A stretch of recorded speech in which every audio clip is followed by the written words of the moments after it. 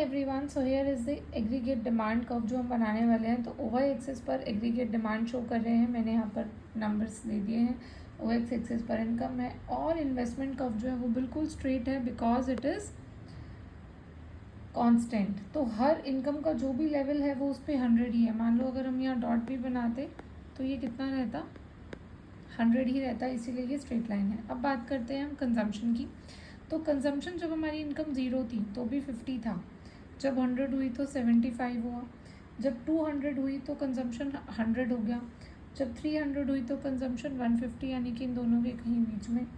Then वो 400 पर बढ़ के 200 हो गया कंजम्पशन, एंड देन वो बढ़ गया 250। तो इस तरीके से अगर हम इसके डॉट्स को कंबाइन करेंगे तो ये स्ट्रेट लाइन बन जाएगी सी पर।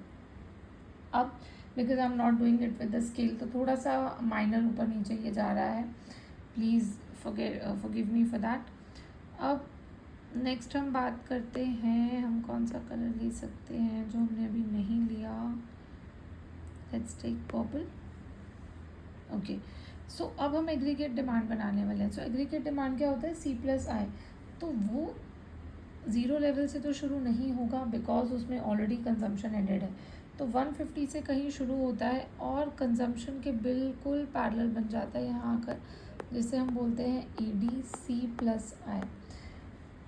हम इसको जब आप स्केल से ड्रॉ करेंगे तब प्रॉपरली आप इसको स्केल से मेजरमेंट देंगे, कोऑर्डिनेट्स को पूरा मेजरमेंट करेंगे और तभी जाकर आपका ये एग्रीगेट डिमांड कम्प्लीटली आएगा। For now I just want to show कि एग्रीगेट डिमांड में जब इन्वेस्टमेंट हम पहले बनाते हैं वो स्ट्रेट कर्व होता है, कंजम्पशन भी स्ट्रेट आता है लेकिन वो 0 से स्टार्ट नहीं होता because it is autonomous consumption, जो कि 0 लेवल पर भी होती है। ऐसा नहीं है कि हमारे पास पैसे नहीं है तो हम खाना ही बंद कर देंगे।